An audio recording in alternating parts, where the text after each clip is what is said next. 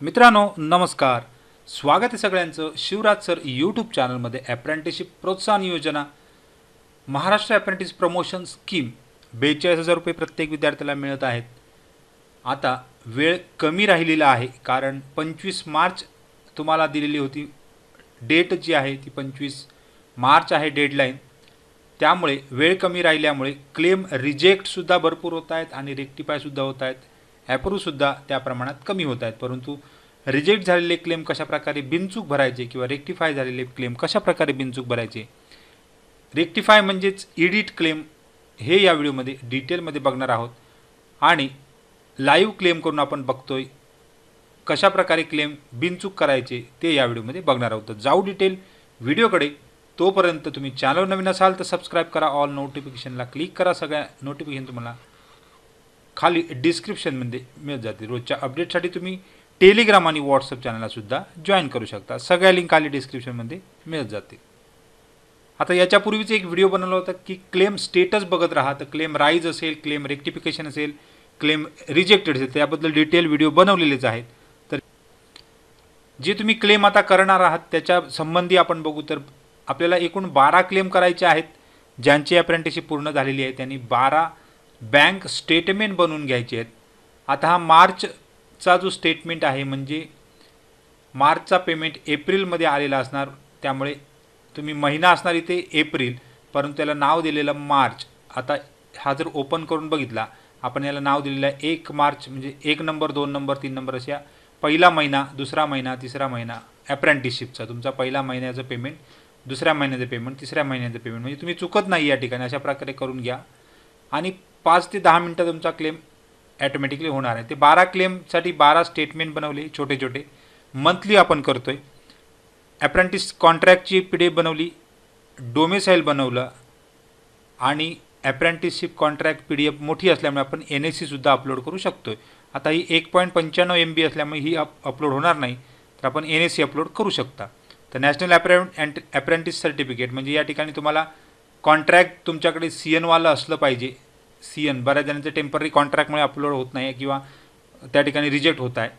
आणि जर कॉन्ट्रॅक्ट नसेल तर तुम्ही अशा प्रकारचं एक तुम्हाला प्रमाणपत्र मिळतं NAC certificate, national apprenticeship certificate, ते त्या ठिकाणी अपलोड करायचं आहे. म्हणजे तुम्हाला काहीच प्रॉब्लेम येणार नाही.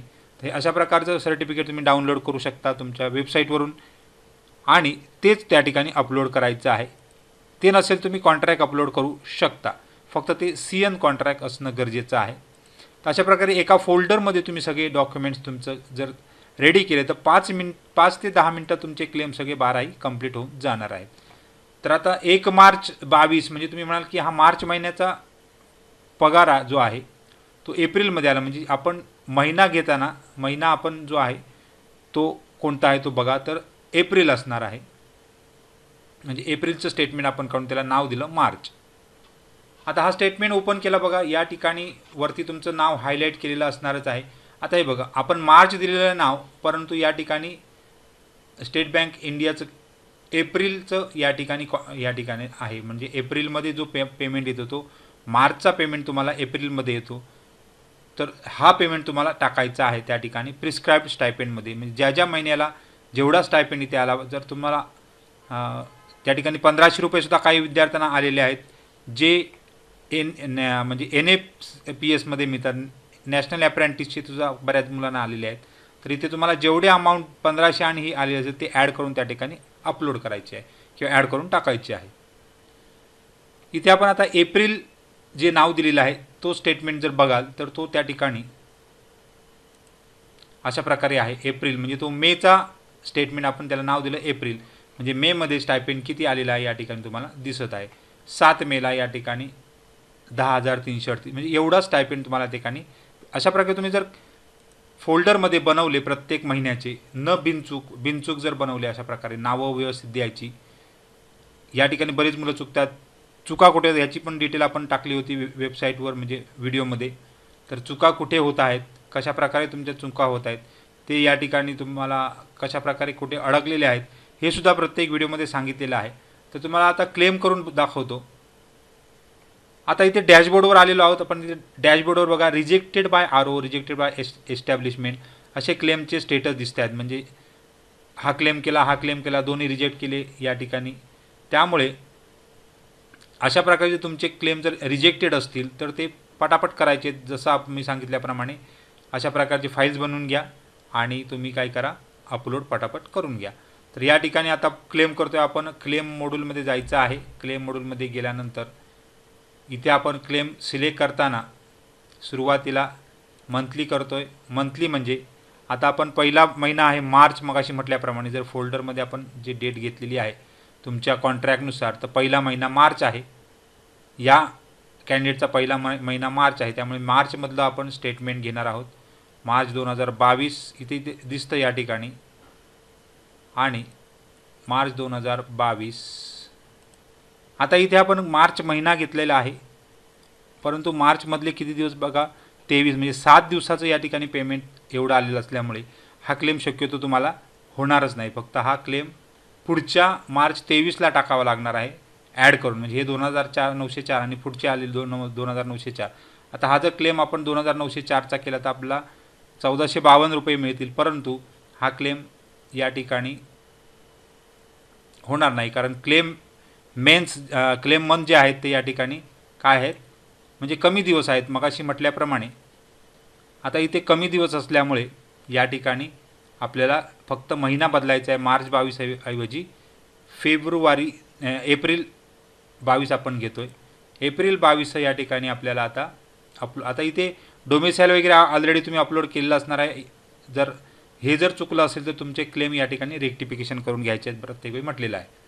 तर हे जर तुमचं अपलोड करायचं असेल, म्हणजे एडिट जर क्लेम करायचा असेल, तर हे तुम्हाला रेक्टिफिकेशन करावं लागणार आहे. कंपनीकडून घ्या, आरओकडून घ्या, कुठूनही जाऊन रेक्टिफिकेशन करून घ्या. आता मी इथे एप्रिलचा पहिला महिना, आता मगाशी म्हटल्याप्रमाणे आपण मार्च म्हटला होता, परंतु मार्चचा कमी दिवस असल्यामुळे आपण एप्रिल हा पहिला महिना घेणार आहोत. तर इथे एप्रिलचा महिना सिलेक्ट करायचा आहे, दुसरा महिना, आणि पहिला क्लेम आपण करतोय. एप्रिलमध्ये किती स्टायपेंड आलेलं त्यात या ठिकाणी आहे तर 10,338 म्हणजे 10,338 एवढं स्टायपेंड आलेलं आहे. त्यामुळे एप्रिलमध्ये फुल क्लेम ओके होतोय. तर 1500 म्हणजे 3500 रुपये तुम्हाला स्टायपेंड MAPSचा मिळणार आहे. तर हा क्लेम तुमचा ओके होणार आहे. क्लेम रजिस्टर्ड सक्सेसफुली आलेला आहे. अशा प्रकारे तुम्हाला सगळे क्लेम करायचे आहेत. या ठिकाणी एप्रिल 22 हा क्लेम इथे आलेला आहे बघा, क्लेम राईजमध्ये. आता हा कंपनीला निघून जाणार आहे, कंपनीने तो ॲप्रूव्ह करायचा आहे. आता दुसरा क्लेम करू.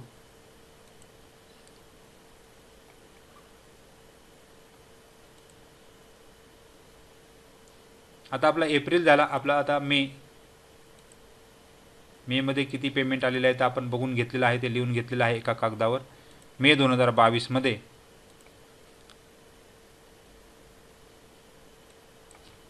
10,338 एवढे पेमेंट आलेलं आहे. इथे आपण अपलोड करतोय मेचा क्लेम. पुन्हा एकदा बघून घ्या, फाईल बरोबर आहे मेची, नाही तर चुकून तुम्ही दुसऱ्या महिन्याची टाकाल तर ती चुकणार आहे.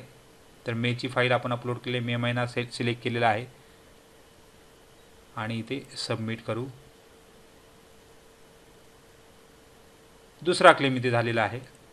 तर अशा प्रकारे तुम्हाला 12ही क्लेम करायचे आहेत. तर सगळ्यांना काय अजून डाऊट असेल अशा प्रकारचे आता मी पुढे करणारच आहे. फक्त आता क्लेम राईज अशी येत राहणार आहेत. असे एकूण 12 क्लेम येणार आहेत. आणि पहिला जो महिना होता तो मी शेवटच्या महिन्यामध्ये टाकणार आहे. मार्च 23मध्ये पहिलं पेमेंट अपलोड करणार आहे. एवढंच करायचं आहे. पटापट तुमचे क्लेम होऊन जाईल. तर सगळ्यांना खूप खूप शुभेच्छा आहेत. काय डाऊट असेल तर कमेंट बॉक्समध्ये कमेंट करा. धन्यवाद.